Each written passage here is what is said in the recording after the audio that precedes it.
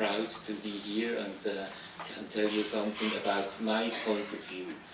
It's the second time that I'm here in Prague. The first time it was 30 years ahead, what means I was 19 years old, but I don't remember a lot of things because I came here as a student. So this was a too hard time and I forget everything about these 3 days. It's a hard time too, not about the Congress, but because I'm here with my wife for these 3 days.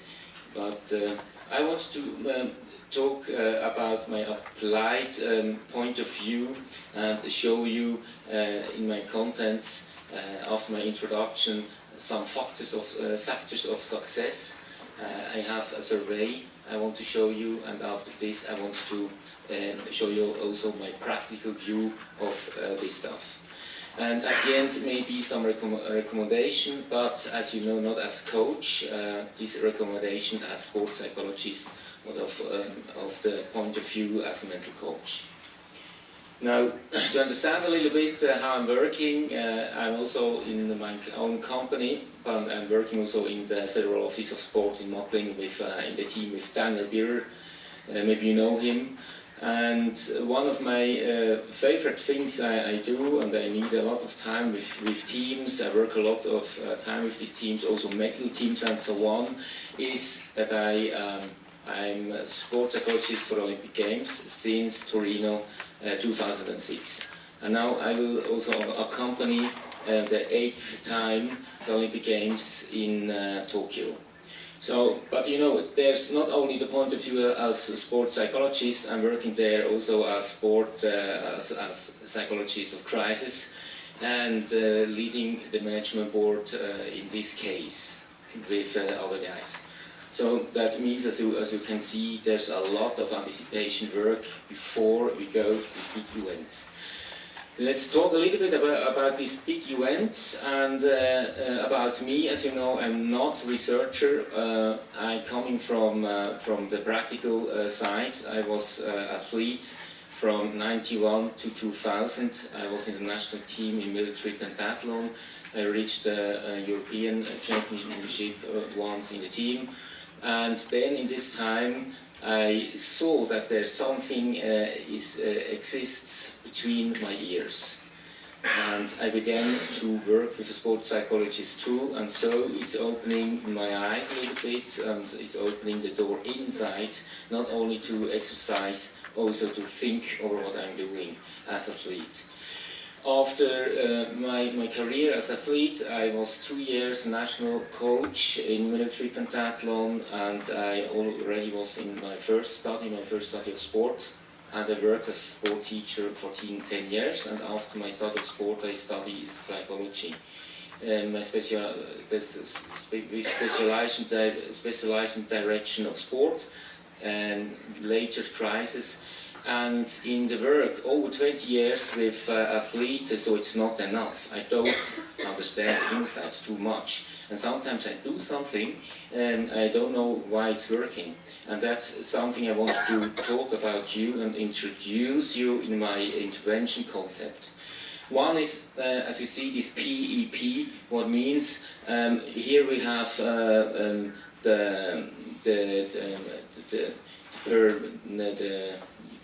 we like to enhance the performance, what means we can work with visualization techniques, with regeneration techniques, with plans and so on, if-then plans. What else? Visualization, I said already. What else? Maybe that helps, it's not that wrong, but you're only outside of the center, isn't it? And now here you see is the environment, and we have 3 types of environment like I see it. It's the environment of sport, so we have it, for example, in a team. Who is the coach? How many guys have the same position like I have? So that makes a big difference then. Then it's the private stuff. So I have a lot of guys, they came to me as a psychologist with private stuff, and it's important to be in harmony with this private stuff too. It's the leisure time. Leisure time really important, because we saw these guys, they have not enough time for their leisure. They are more critical in regeneration, in sleeping, mood states, and so on. What means we also have to control, do they have enough leisure for their kind of development they are. And next to that is also the job. Normally it's also in the highest level in Switzerland, you know, it's not a lot of people that they only, they here 100% for their sport. They have to work, they have to go to a training, to education. And that's hard to deal with some other words. If I work with a gymnastic team, it's really hard when they exercise 30 hours a week, and next to that they go to school, and it's not they are not in best relationships with their coaches, for example. So this is to understand that here, if we want to make here a good acceleration, we need here the environment who is also in harmony, and then is accelerating a lot here outside, as you see. And then in the center point is, for me, is the person and the personality. What are my motives? What are my strengths, my failures, and so on? Who I am, and what is the reason that I do that? If you understand, it's better, I think. When I saw a lot of guys that the reason that they here in an Olympic team, in a national team, is here because, for example, they have a lot of conflicts with the father. Or the father said always made a lot of pressure. These are also our reasons that they landed here in a national team. I try to understand this more, and that's the reason that I finished 1 year ago education training in psychotherapy. And I'm not psychotherapist, I don't finish with the diploma, but I have a lot of more concepts and understand more the situations, and also the whole system of athletes and the whole stuff. And here is another kind of intervention concept I want to mention, is we have to differentiate where we are in the whole dramaturgy of the athlete in his season. The first step for me is to analyze the whole situation. Who is the team? Who is the coach? Where we are? And so on. And then we have to go to this goal setting. We heard a lot about this goal setting. And it's also the goal setting in point of view of the sports psychologist. That means I have to analyze first the whole situation in a one-to-one situation, also in a team, and after this I can set goals. And then after these goals I have goals. Then I have to train it. I have to exercise. This stuff, for example, enhance the self-belief or a motivational environment and so on, to go out of the comfort zone, I don't know, or how to handle in an optimal way with anxiety. So then we have the goal and we have to train this, and that means we need competition training units. We need exercises that are really close to the competition situation. And this is something I can help the coaches a lot if we work together to share how is it possible with our goals, objectives we have, to make a kind of competition in the exercise unit. And after this is the competition, and it's about the behavior and the competition. You can make a lot of mistakes there. For example, we say a lot of athletes, they make the mistake that they are observing the others. In most cases, the big ones, they are observing. It's not good for your self-confidence, and it's not good to observe all this negative influence you have. So that means keep in yourself, keep with you, and don't make mistakes by observation while competition, for example. And next to that, you see, then we have debriefing. I say it's a hot debriefing. That's a short analysis to calm down a little bit. It's a lot of emotions too. But we know in case of success, in case of failure, it's the kind of attribution who deciding is my self-confidence is going up or is going down. So we have really to work on that reflective and structured. And then it's the next phase to analyze again. For me, it's the kind of long debriefing. If I work with a team for Olympic Games, for example, you have to see, we know all this, and I said, hey, after Olympic Games, we make 1 or 2 units with you to talk about the games, what are the learnings, take-home messages, and so on.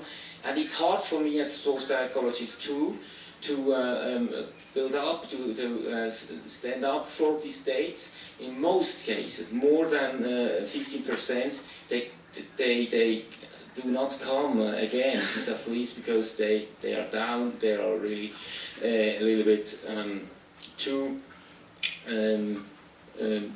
demotivated to go on. If you remark, at the Olympic Games in London, Roger Federer wins the gold medal, and we had a famous cyclist too. They wanted to go 2 or 3 weeks later to the next competition. Both weren't able to go there. That means it's really, it needs time emotionally to relax.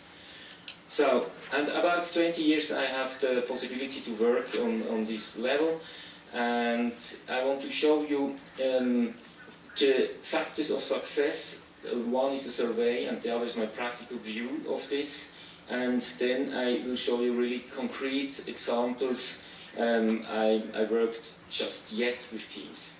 So now what does the literature tells us? We see Jorg Schmid does really a nice survey about the psychological preparation of the athletes, and also do's and don'ts from athletes.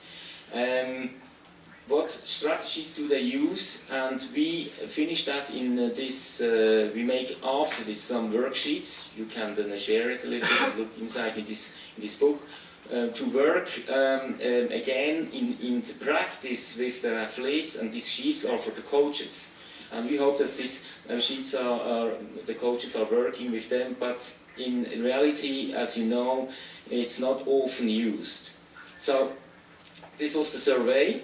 What means what should athletes absolutely do to improve their chances of success in Olympic competition, and on the other side, what should athletes absolutely not do.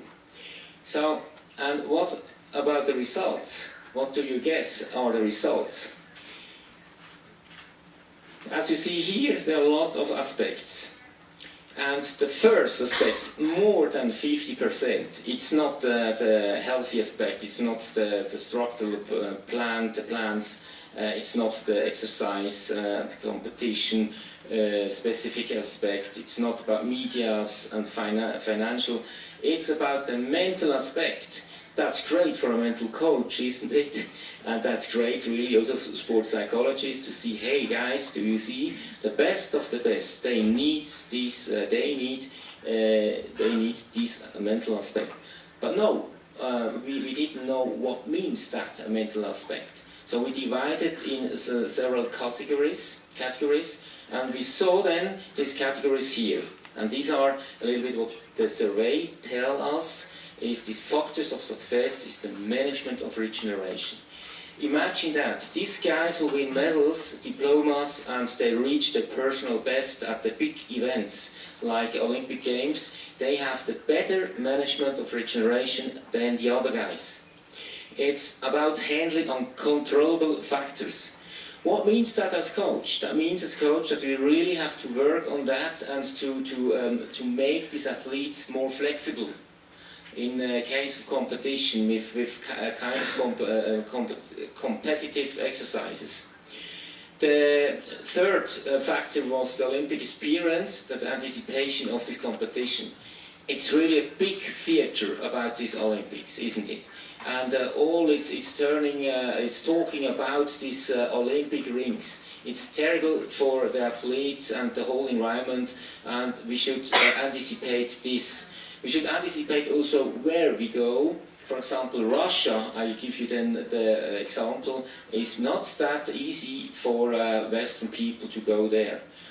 And the last minute preparation, you know, you can have a really big self-confidence, but if you do the last some minutes the wrong thing, everything is disturbing your self-confidence you build up. So that means you really have to create a stable self-confidence before, on the one side, and you have to work with if-then plans and work on the flexibility, and the last-minute preparation has to be ritualized and always and everywhere possible to do. The behavior in the competition is the same, so it's about your body language, it's about your thinking, and there's one short question we asked the athletes: what is standing on your front here? What is standing here? Is standing here, it's not my day, or the opponent maybe is a little bit bigger than me, and you see it here in the front on your head. So that's a good exercise to say, hey, what stands here? I go for it, or I believe in me, I take the whole responsibility, and so on. We have to build up this, of course. And then we have the post-competition handling too, as I mentioned already.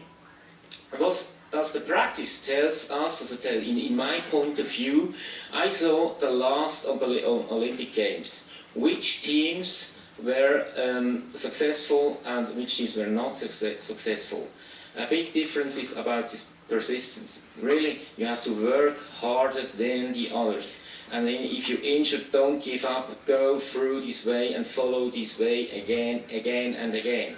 And you have to mention that, you have to support that as a coach, as a mental coach, as a sports psychologist too. It's about the flexibility. You really you need a big of a flexibility. You cannot control all these factors. In biathlon we have had this situation too, and these guys from the Swiss team, the women of all, they handled very well with the flexibility. That means if there's coming wine from this side, and in the training unit always the wind is coming from the other side, then you have to react on that, and you cannot be closed and not open to these factors. So this is about this flexibility. The team spirit, we talk about this again, and the independent thinking, autonomy. Yes, this is a little bit in concurrence to the other factor you see, but it is like it is in my point of view. You need really also a kind of autonomy. You think in another way, to do something special, that you can be the better team, for example, and to have the belief that we have prepared us better, and I'm a little bit better prepared. Ease and humor. So we like to prepare them all and do everything, and the red floor is here, and we give them all this stuff with, and I say it's not that good to optimize all, because normally the athletes, when they're not traveling to big events, they have to be really anticipate a lot of things and to be flexible. And now everything is prepared, and you have too much time. So and now you have to fill out this time. You have too much at these big events, and that means you really need a little bit more humor and more ease at these big events. That it's not important to make the really special sports psychologist session and meeting the day before. It's like he said before, it's about not drinking beer, it's about eating together, it's about laughing together, it's only about to be here. There are some teams, I'm sure, the main reason that they want that I come with them not to the Olympic Games, but to the World Championship in curling, for example, is that we laugh a lot together. and we go to jogging together, but we not intervene. There's no big intervention, or you can write on a paper from which time to which time the next guy is coming for a session. I began like that, but I have changed that in these 20 years, as you know. So, about team spirit, I don't talk a lot about the common goals, the roles, the acceptance of the role, the commitments, the communication and conflicts. You need all this, and you have to optimize all these pillars. And you can analyze a team about this. Do you have a good spirit in this team, and where is the reason, where's the point to optimize? I only say one thing. It's not enough if we, for the example of the commitments, to give it from outside. That's extra motivation. We have to work on that. And then that's also not enough. You work with a team on commitments, that's okay.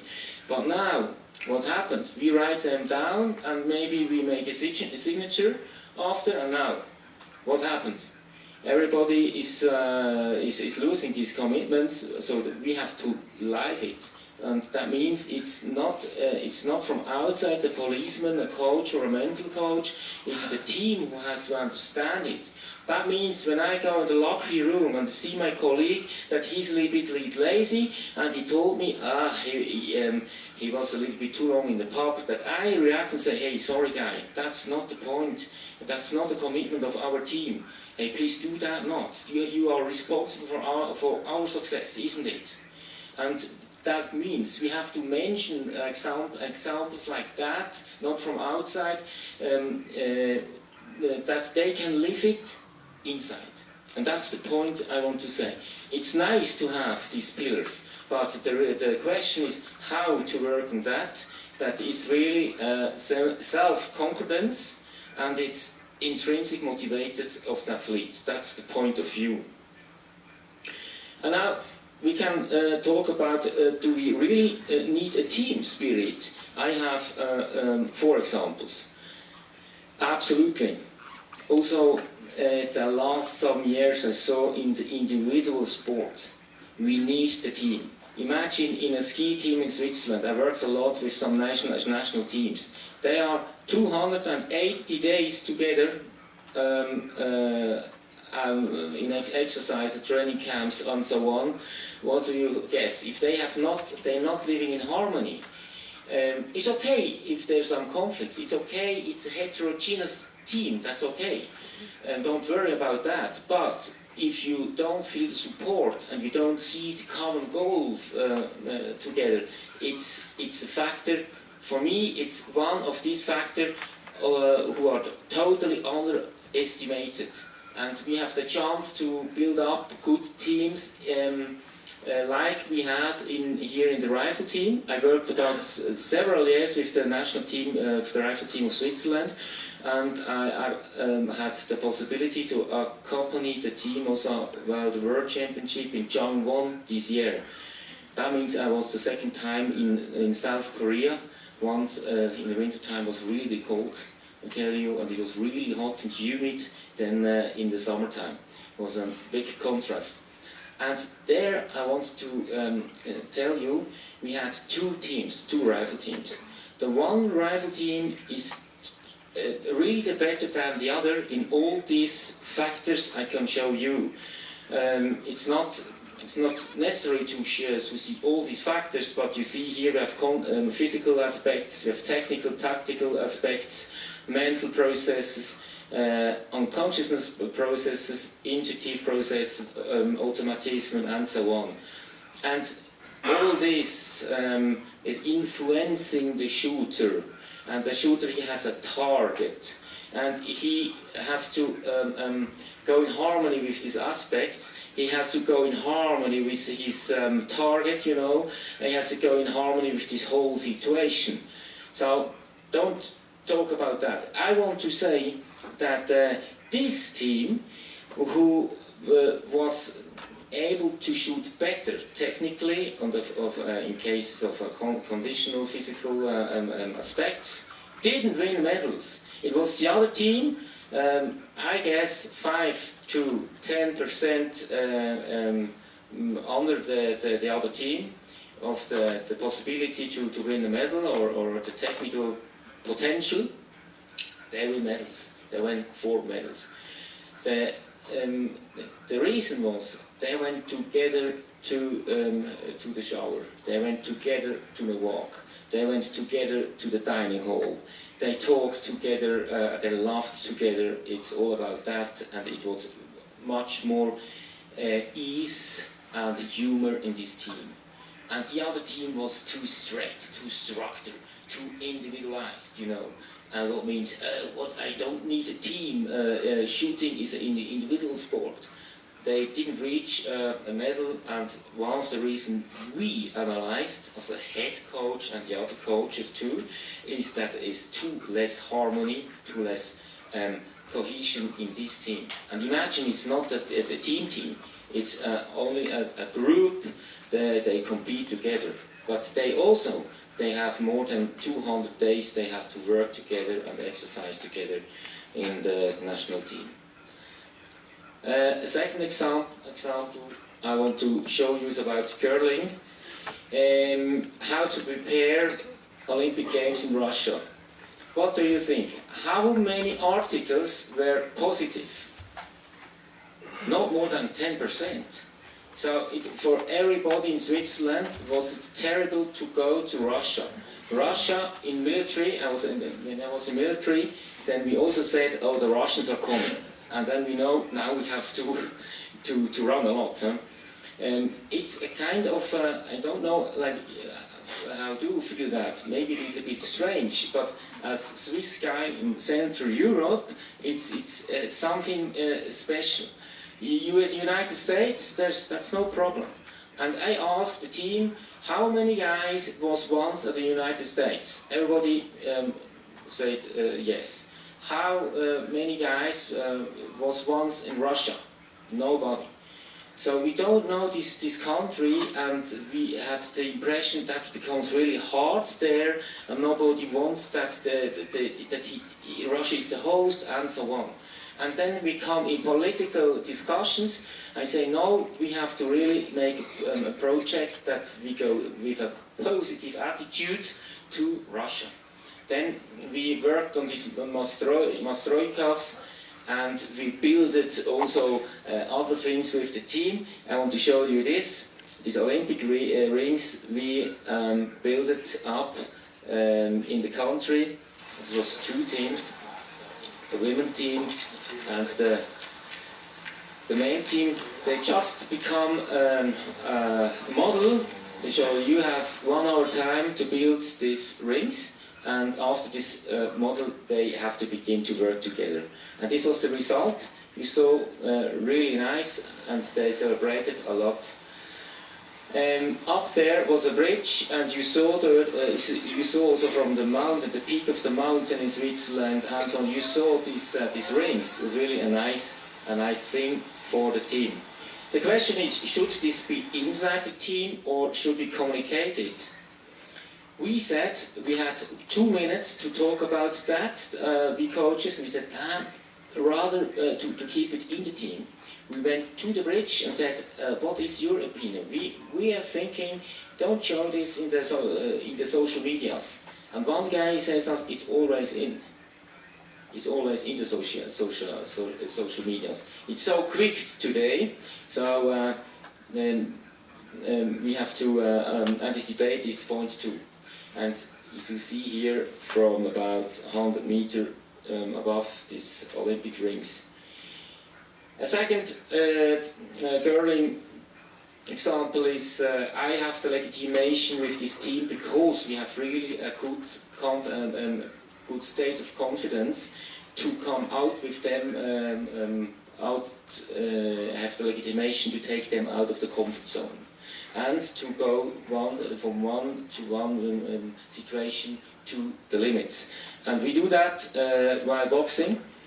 There's a boxing teacher. The first time was it really they had a lot of respect. You see, that's the second time we go there, and there's a better variability, and we went to the limit with the whole team.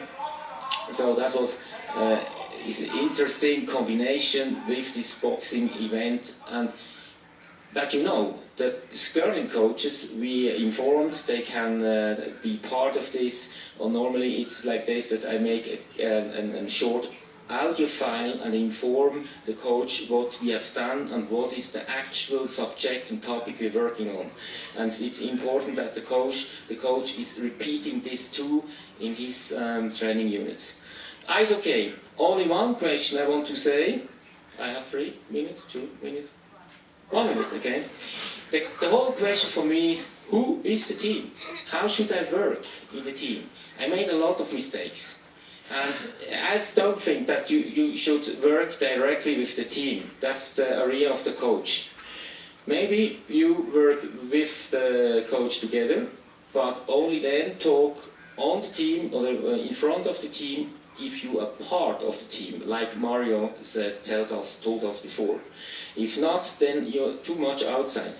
And then maybe you have these functions, and you're working with the circles of these functions in a team. That's, for me, important to mention. Now, from time to time, we have to look ourselves in the mirror, and at least my short experiences and conclusion, I say really clarify the situation.